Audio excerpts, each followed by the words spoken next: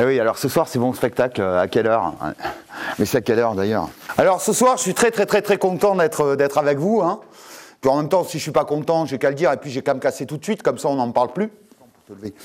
Donc, et la deuxième raison qui fait que je suis très content d'être sur ce plateau et que je me casse toujours pas, donc, c'est que cette année je fête mes 50 ans. Ouais, je sais, je l'ai fait pas, t'es mignonne. On se voit tout à l'heure. Finalement, que depuis qu'on est comme ça, hein, qu'on est haut comme 3 pommes, qu'on nous prend un petit peu pour des beignets de tomates vertes, pour des enclumes, enfin pour des cons, quoi. Hein. Si. D'ailleurs, la meilleure preuve qu'on nous prend pour des cons, c'est déjà cette phrase. Ça, c'est haut comme 3 pommes, c'est quoi comme pommes, hein? C'est des citrouilles, des melons, des pastèques. Alors bon, on nous prend pour des cons, enfin, j'ai envie de dire saucisse ce soir, ouais. J'adore la saucisse de Toulouse, hein, surtout. Ah, mais quand je parle du temps, je veux bien entendu parler de l'année en cours. Je parle pas de la météo, hein. Enfin, vite fait. Hein. T'as vu, maintenant, on nous fait la météo à 5 jours. Le lundi, nous font la météo pour le mardi, mercredi, jeudi, vendredi, samedi. Et le lendemain soir, il recommence. Mais t'as quelle heure? Ça a changé déjà? Saucisse, hein. Que tout ça, en fait, c'est parti des Romains. Les Romains qui n'étaient pas si fous que ça, contrairement à ce qu'essaie de nous faire croire Astérix. Hein. Parce que les Romains, ce sont les premiers à s'être rendus compte qu'il y avait des saisons. Printemps, été, automne, hiver. Hein. Et que pendant ce temps-là, il se passait des trucs.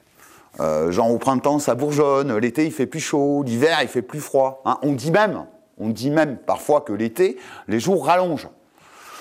Bon, encore, ils nous prennent pour des saucisses. Hein. J'ai vérifié. Été comme hiver, les jours font toujours jamais que 24 heures. Hein. Bon. César. Alors oui, alors petite parenthèse, tout le monde connaît Jules César, hein, et tout le monde connaît Jésus-Christ.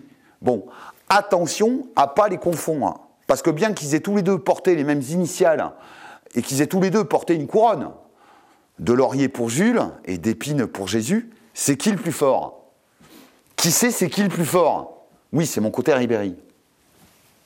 Alors, au foot, ça veut dire changement. Hein.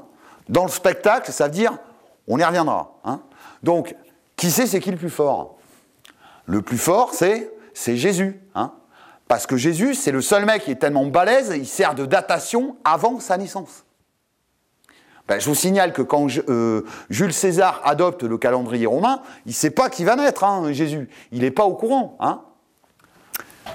Alors après, il y a un autre moment dont j'aimerais parler avec vous, qui est la crèche de Noël. Hein. On a tous participé de près ou de loin à la création d'une crèche de Noël. Et alors vous allez voir que là encore, hein, on nous prend vraiment pour des saucisses ou des merguez, je sais pas, mais le barbecue géant est pas loin. Hein.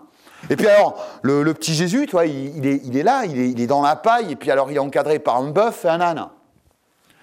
C'est quoi le concept? C'est la clim de l'époque? Le bœuf pour le chaud, l'âne pour le froid. Puis c'est vachement pratique dans un salon, c'est le cas de le dire.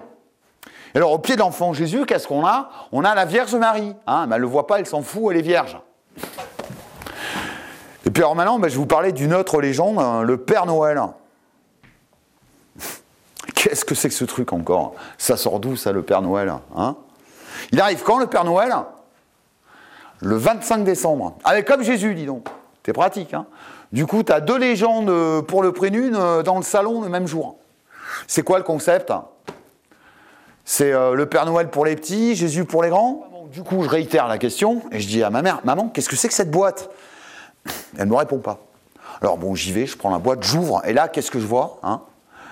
Des cheveux et des dents de lait de moi, enfant, et de mes sœurs. Hein. Je dis, mais elle est glauque, ma mère. Elle fait de ces trucs. Tu veux mes ongles aussi?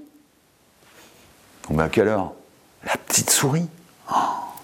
Sans compter qu'il n'y aurait jamais eu la petite souris, très certainement que ma mère n'aurait jamais eu l'idée de cette Human Collection.